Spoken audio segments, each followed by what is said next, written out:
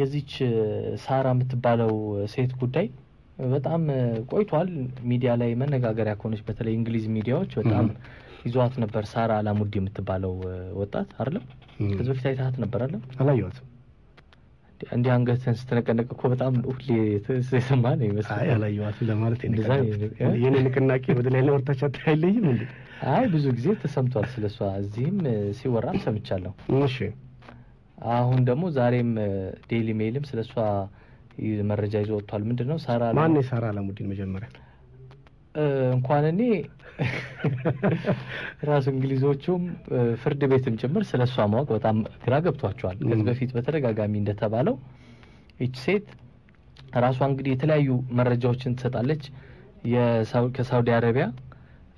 ይሄደች እንደሆነች ከንጉሱ ሚስቶች ደግሞ አንዷ እንደሆነችና ወደ እንግሊዝ እንደተሰደደች ትናገራለች ከ11 ከ12 አመት በፊት ወደ እንግሊዝ እንደገባች ነው የምትናገረው ደግሞም ይሄ ጥገኝነት ጉዳዩዋ ጥገኝነት ተሰጥቷታል ግን ፓስፖርት ማልያዘችም ገና ነች ኬዟ ገና ነው ያለው እሺ እና ይሁሉ ባለበት ግን ክስ ቀርቦባት ነበር ዋናው ሚዲያ ላይ የሚያወጣት ነገር እሱ ነው ሁለት የሪል ስቴት ነጋዴዎች ገንዘብ አጭበርብራናለች ቤታችንን ወስዳለች ብለው ከሷት ነበር አንድም ዝንኛ የሆነችው በዛ ነበርና ቤቱን በጣም ውድ ቤት ነው 14 ሚሊዮን ፓውንድ የሚያወጣ ቤት ነው እሷ ግን ደግሞ ቀርባ ያስረዳችው ነገር አይ ብር ያሰውዬ አንደኛው ሰው ማለት ነው ከሷ ጋር የፍቅር ግንኙነት ነበረው እና ብር በተለያየ ጊዜ ከኔ ወስዶ ነበር መመለስ አልቻለም በዛ ምክንያት ብሩን ቤቱን ለኔ ሊፈርምልኝ ይችላል ለዛ ነው የወሰድኩት የሚል መከራከሪያ ያቀርባ በኋላ ላይ ደግሞ እነሱ አጭበርብራን ነው እንደዛ ያደረገችው ብለው ከሷታል በኋላ ግን ፍርድ ቤት ለሷ ነው የወሰነው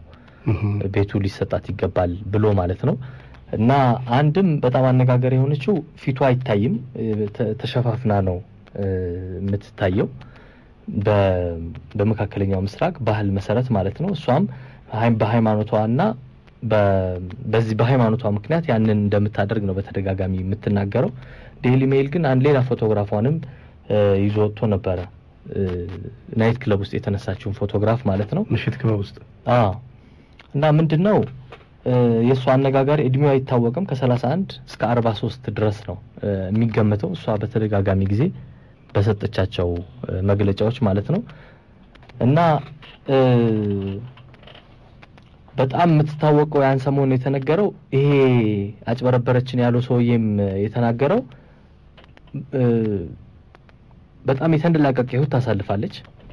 እና እሷም ያኔ ፍርድ ቤት ላይ ስትናገር ያኔ ማንስተነው ነበር እሺ በሁለት ወራት ብቻ 1 ሚሊዮን ፓውንድ አጥፍቻለሁ ብላለች በሽቶና በመሳሰሉት በጣም ብዙ ገንዘብ ነው ገንዘቡን ደግሞ ከሳውዲ አረቢያ በሻንጣ እየተላከ ነው የተሞላ ነው የሚላክልኝ የሚልም ነገርም ተናግራ ነበር እና ህይወቷ አጠቃላይ ግራ የሚያጋባ ነው ደግሞ ሌላ አንድ አነጋጋሪ የነበረው አንዲት ኢትዮጵያዊት ለንደን ውስጥ የምትኖር ነጃት አሊ የምትባል እሷ ደግሞ ለጋዜጣውም ተናግራ ነበር ውሸቷን ነው እኔ ከዱባይ ከ25 አመታት በፊት አውቃታለሁ ይሄ የምትለው የቤት የንጉሳውያን ቤተሰቦች ዘር አለብኝ ልጅ ነኝ የምትለው ሚስት ነኝ የምትለው የተሳሳተ እንደሆነና ሴተኛ ዳሪ እንደነበረች ያጭበረበረች እንደሆነ ተናግራለች እሷ ግን ይሄንን ፈጽሞ አስተባብላለች ዳኞቹም በዚህ ውሳኔ ላይ ምንም እሷ ምንም ትሆን ምን ከዚህ ጋር አይገናኝም ብለው ነው ፍርድ የሰጧት አሁን ዛሬ ደግሞ የወጣው መግለጫ መጀመሪያም ይሄንን የጥገኝነት ጥያቄ ስትጠይቅ የተሳሳተ አባቷን በተመለከተ የተሳሳተ መረጃ ተናግራ ነበር የውሸት ነው የተናገረችው ስለዚህ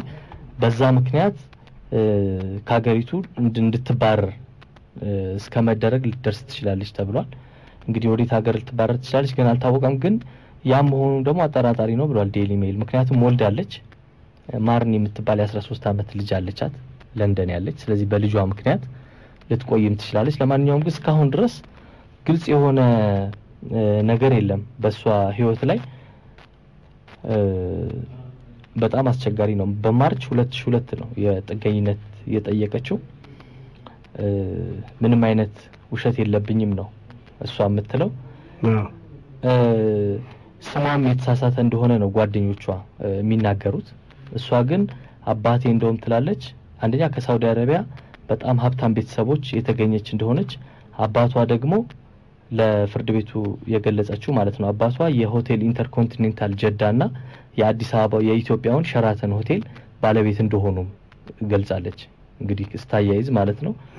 ግን በጣም